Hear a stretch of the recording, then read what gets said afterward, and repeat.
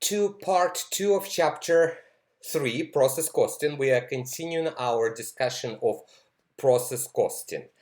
So now what I'm going to do, I went over a simplified way of assigning costs to units completed and transferred out of the WP inventory account and the ended balance for the WP inventory account.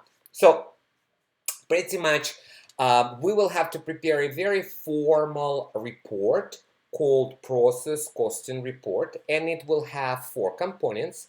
Most of all of the needed information will be given to you, and it's a lot of information. So I will be using information from your textbook, from the chapter, but I will use a T account because I think it makes it a little bit easier to understand. So the report consists of, they give you total cost to account for, and then we go through 4 steps: units, physical flow of units, compute the EUPs, equivalent units of production. We talked about them in video 1, part 1. Make sure you watch it.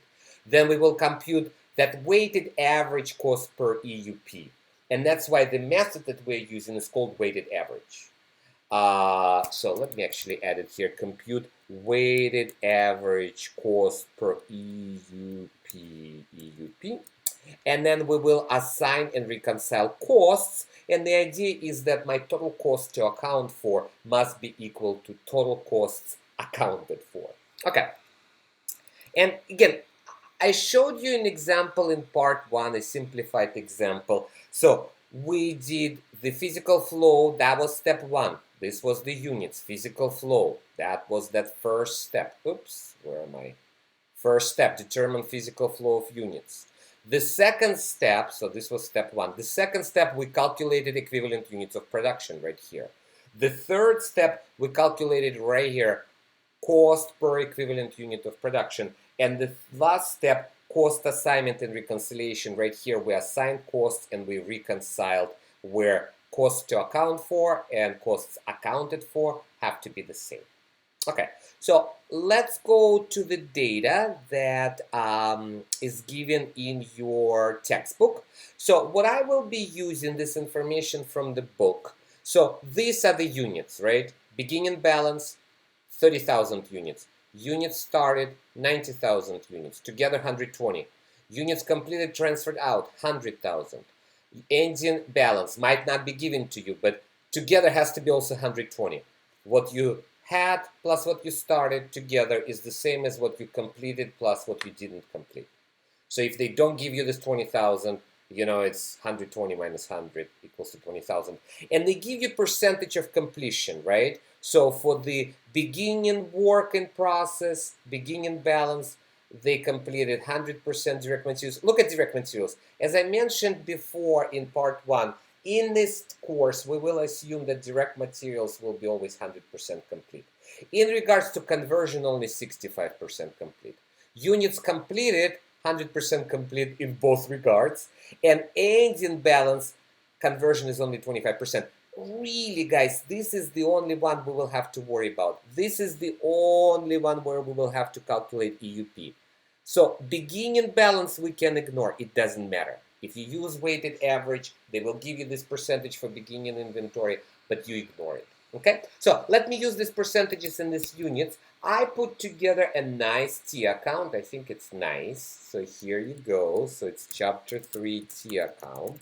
So look at this T account. Let me make it maybe a little bigger. Not too big. Let me make it like 170%. Okay, there you go. So I said, you know, I'm using roasting department. I think that's what they're using here. They're making trail mix, and it's a roasting department. The company's name is Gen X. So I just got beginning units, 30,000 units. Again, all this information comes from the textbook, 30,000 plus 90,000, right?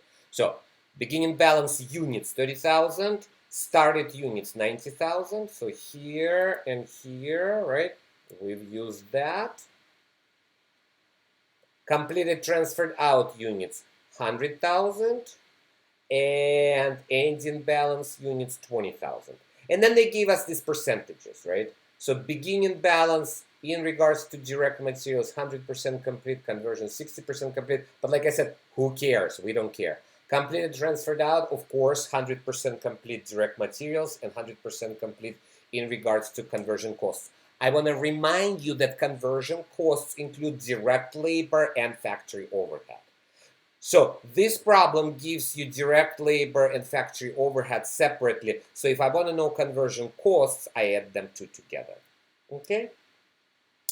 And engine balance, direct materials, 100%. So this is really the one I have to pay attention to. Conversion costs, only 25% complete. Everything else doesn't really matter that much to us. Okay, so then if you look at the information right here, they give us costs. So we entered units, which was the first step, right? The first step, determine the physical flow of units. We did it. So before we move into equivalent units of production, we have to enter costs. They give us all the costs. Beginning balance, direct materials conversion costs together. Added units that we started, added direct materials, direct labor, factory overhead, and together. And this is the total to account for. So all I did, I just took this information and I entered it right here. So my beginning inventory is this amount, $189,900, which consists of 81,000 direct materials and $108,900 for conversion costs. Again, I took all of it from right here. And now what we added, what we started all of these costs together. There's 655,200 comes from right here. So my beginning balance plus my units started or added or started this period together, it's $845,100. Now, this is total production cost. This is the cost to account for. So my goal is to figure out, well, my ending balance, how much cost should I assign to these 20,000 units? And some of them are complete, some of them are not complete. They are complete in regards to direct materials, but they're not complete in regards to direct labor and overhead. So these are not truly 20,000 completed units. These are not full-time students, as I explained in part 1 of the video. So, and how much of this 845,100 will be assigned to 100,000 units completed? And guys, again, the amount of costs I completed plus the amount of costs for ending balance together has to be equal to this 845,100. That's costs to account for. Okay, so I hope it makes sense. So what they do here, we already did the physical flow. We already did that. That's completed, step 1. So then we need to think about now equivalent units completed and transferred out. So now we're calculating equivalent units of production. The only difference here is that we separate them into direct materials and conversion because of different percentages. So the units that we completed and transferred out, because it's 100%, right? Well, of course, then it is going to be 100,000 EUP because they're 100% complete. But for the engine balance units, in regards to direct materials, it is 20,000 units. But in regards to conversion costs, we have to take 20,000 units multiplied by 25%, and we're going to get 5,000 units. So when you add direct materials, right, all direct materials, completed, transferred out, plus engine balance, I have 120,000 units, equivalent units of production, because again, in regards to direct materials, they all complete, so 100 plus 20, I have 120,000. So I will assign the entire direct material costs to them. But in regards to conversion, I don't have 120. Instead, I have only 105, because these 20,000 engine balance inventory units are only 25% complete. So now we're ready to use our formulas and compute weighted average cost per equivalent units of production. So we're going to take total direct materials costs that were given in the previous slide, total direct materials. So we're going to take these direct materials plus that direct materials, and we're going to divide them into 120,000 EUP. And then we're going to take total conversion costs, which would be these conversion costs, and direct labor and factory overhead. So this 1, 2, 3 amounts, and we're going to divide them into 105 EUPs. And that's what we're doing right here, right? We're taking direct materials, 81, direct materials from added units, 279, together 360, and we divide into 120 EUP, and we get $3 per EUP. For conversion, we take 108, 900 plus 171 plus 205, 200, which is 360, 376, 200. So this is my total conversion cost. Divide by 105 EUPs, and that's $4.62. So that is step 3. And then step 4, we simply assign and reconcile costs, right? So for direct materials, we have 100,000 EUPs at $3. For conversion, we have 100,000 EUPs for $4.62. So together, we assign those costs that way. So let's see right here. Let me open it up.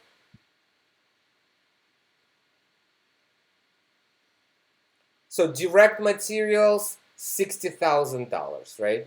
Because we have 20,000 units and we multiply, let me go back right here, and we multiply those 20,000 EUPs by $3. So for direct materials, it's $3 per EUP.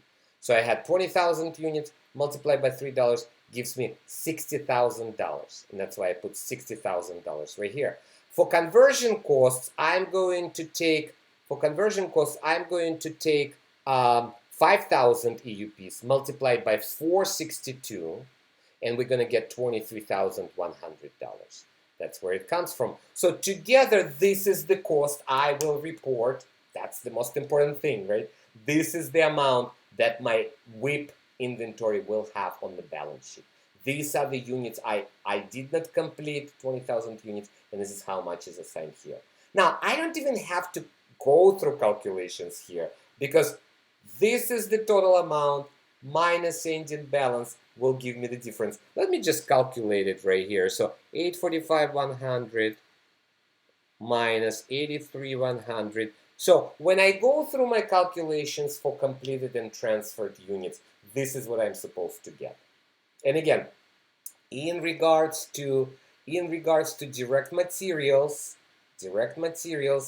I have 100,000 units, and for direct materials, the weighted average cost was $3.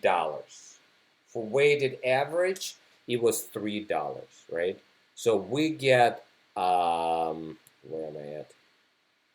We get $300,000 for direct materials, for completed and transferred out. Completed and transferred out, 300,000. So 100,000 EUPs at $3. For conversion, it's also 100,000 units, equal units of production, but at 462, so I get $462,000. That's where it comes from. Together, look at this, ta-da, 762. And reconcile. So this T account, I think, nicely combines everything we're doing. You will not have to complete this T account. Instead, you will have to complete this form called the process costing report or process cost report. And guys, by reconciling, this was the amount given to us. These were total costs to account for, and these are total costs accounted for, and they are the same. We reconcile. So this is the full report. I know it has a lot of data. Don't get lost. It is more complicated than it's needed to be. You know, I think using just the T account, the simplified version, would be enough. If you're taking a class with me with Zoom meetings, we will practice a lot. That's what we're going to do in class. We're going to do some of the illustration problems together and separately in groups, so you will go through those steps again. Okay. The other part of the chapter deals with journal entries, and as I mentioned, they are the same as journal entries in chapter 2. The only difference, you have more than one WIP account, so when you transfer it from one WIP to another WIP, you use both of them. You use a debit to the new WIP, to the next department's WIP inventory, and you use as a credit the previous department's WIP inventory account. Let's take a look at a couple of examples. So how do you account for material costs? And instead of going here, and again, if you look at chapter 2, these are the same transactions with one exception that we have more than one WIP, right? But let's do a quick study. So I'm doing quick study 323. It's on page 119. I'm going to go there. And here it is. Hot wax makes surfboard wax in a single operation. This period, Hot Wax purchased $62,000 in raw materials. Its production department requisitioned $50,000 of those materials for use in production. Prepare journal entries to record its purchase of raw materials and direct materials. So how do we record purchase of raw materials? We bought $62,000 worth of raw materials. I'm going to debit raw materials inventory, $62,000. I'm going to credit. How did they pay for it? They paid with cash. So if they bought on credit, we would credit accounts payable, but with cash means we credit cash. That's it. This is our journal transaction. Record it. Let me go back for a second. Here it is. And transaction number 2, record direct materials used in production. So out of the 62,000, I'm using 50,000 in production. So whatever goes as direct materials, it goes to WIP, work in process inventory. Indirect materials will go to factory overhead. Direct materials go from raw materials inventory into work in process inventory. $50,000, $50,000. I am done. Nothing else here. These are my 2 journal transactions. Okay. The next one, let me see here. The next one,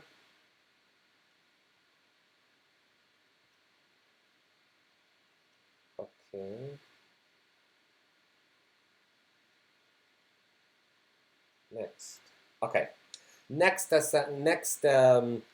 quick assignment, accounting for labor costs, and it's quick study 3-24 on the same page, 119. And so here we incur direct labor and credit factory payroll payable.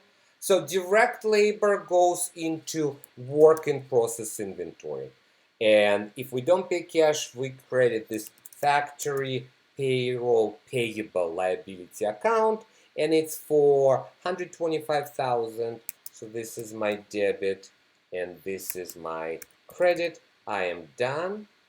And then the next one, we need to record indirect labor not yet paid.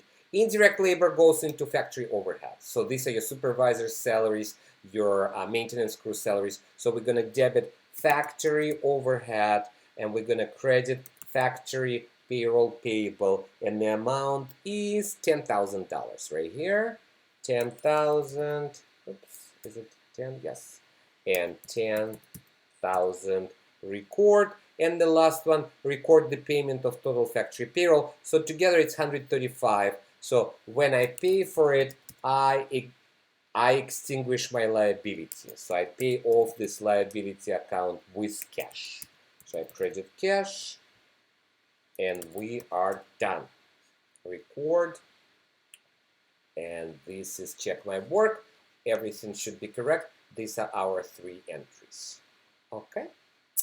And guys, the next one is accounting for factory overhead. Factory overhead. And I want to remind you, so indirect materials, indirect labor, and other go into factory overhead. Other includes utilities, includes rent on factory, insurance on factory, depreciation on machinery, property taxes on factory, things like that. And so we have a next quick study 3-25 on the same page. We requisitioned 9,000 of indirect materials, and that goes into factory overhead. So indirect materials and indirect labor go from raw materials inventory to factory overhead, which is a separate account. Okay, 9,000, debit, credit. Next one is we incurred 156 thousand in other accounts. And guys, usually we would credit here accumulated depreciation and cash and accounts payable and utilities payable and all these different accounts. But for simplicity, we're just going to say other accounts. And we're just going to debit. All of that is real overhead, actual overhead. We talked about it in chapter 2. And then we made an adjustment.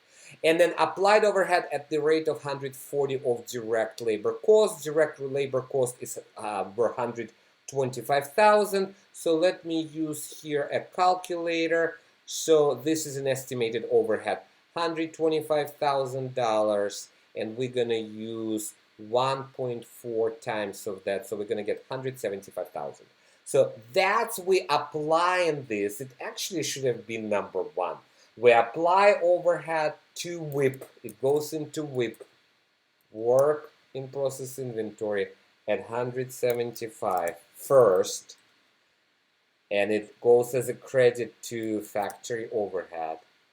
And then later, we record 1 and 2, which are actual overhead. And you're not asked to do so, but you might be asked. So if you look at 9 plus 156, this gives you 165,000. That's actual overhead, but your applied overhead is 175. So you over applied, and you will need to debit cost of goods sold. You will need to debit factory overhead and credit cost of goods sold by $10,000. That's an adjustment we talked about. I think it might appear here again. That was in chapter 2. Okay. So also your textbook talks about journal entries for transferring across departments, and from one WIP to another, and then from the final WIP into finished goods, and then from finished goods to cost of goods sold. And that pretty much, guys, concludes chapter 3.